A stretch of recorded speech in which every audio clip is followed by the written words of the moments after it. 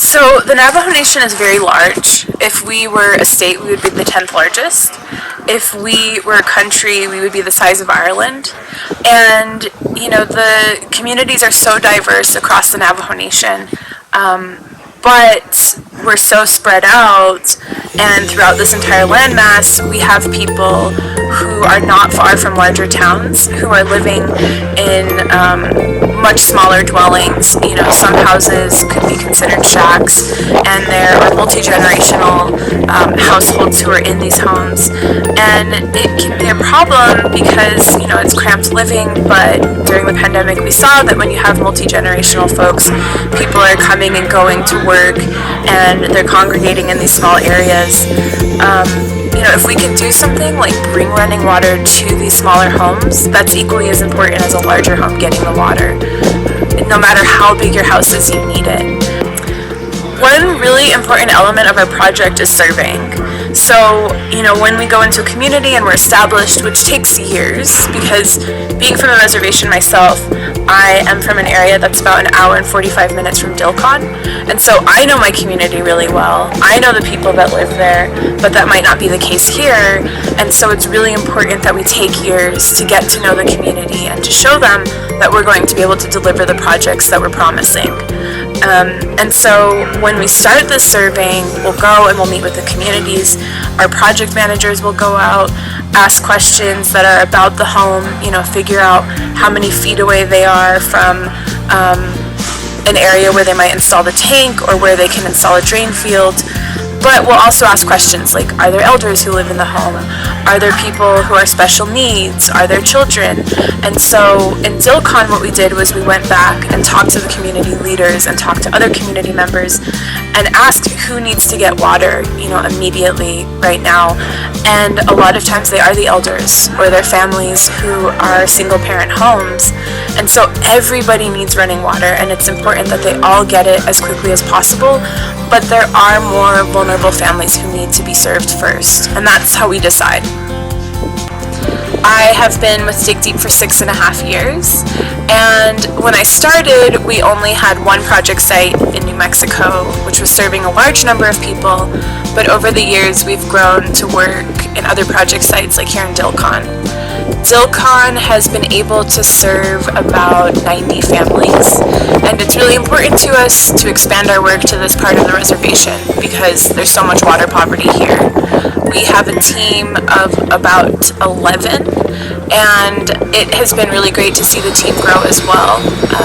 We started out with a few water and solar techs, one project manager, and now we have a lot more people helping, doing excavation, water delivery, project assistance, and so forth.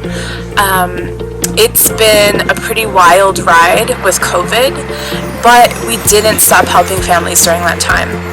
We transitioned from doing the home water systems to doing things like delivering water and smaller storage tanks and making sure that people were able to shelter at home and get what they needed most during the pandemic, which was clean running water. It actually started in about 2015 for Rotary, and that's when two Rotarians watched an NPR special about DigDeep and the work that they were doing on the Navajo Nation. And they said, a water project? That's Rotary Foundation. And so they ended up putting a global grant together and sent it off to the Rotary Foundation. And after a lot of give and take back and forth, they finally received enough funding to do 18 systems in Thoreau, New Mexico.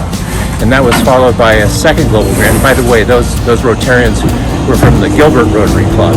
And then a second global grant was done by the Lakes Club, and they did 35 installations. And then finally the Four Peaks Club in Fountain Hills did a $400,000 global grant, which was the equivalent of probably 80 different homes that would receive a water system. There's a lot that went on with that global grant, but it was a very significant global grant, one of the largest that was done in the world that year. So Overall, we have raised about $1.1 million to put water systems on the Navajo Nation. That translates into about 225 homes that will have water systems with hot and cold running water in them. Unfortunately, that's just the tip of the iceberg, because there are probably over 10,000 homes on the Navajo Nation that do not have running water. So, we work with a lot of different people, with a lot of different donors, whether they're doing in-kind donation, financial assistance, whatever it looks like. Every relationship is so different. But one of my favorite relationships has been working with Rotary, because we've really been able to know each other, and they've been really embedded in the community, and the research has been done, which is so important, when you're working in a new community. Rotary started working with us on a more local level, so we'd work with local clubs and figuring out how to connect with people in Arizona specifically, because this portion of the Navajo Nation is in Arizona. And then we started to work with Rotary International and gaining grants, and it was super cool to work with all of the members of Rotary, and also for me an educational moment to learn about how Rotary operates, because it's really important to see how other entities have been working for years to help communities, apart from the work that's being done here in the Navajo Nation. So apart from the funding, which has been really important and really vital to getting people clean running water, it's been really important to have this human exchange and to really just learn from one another. We're so appreciative.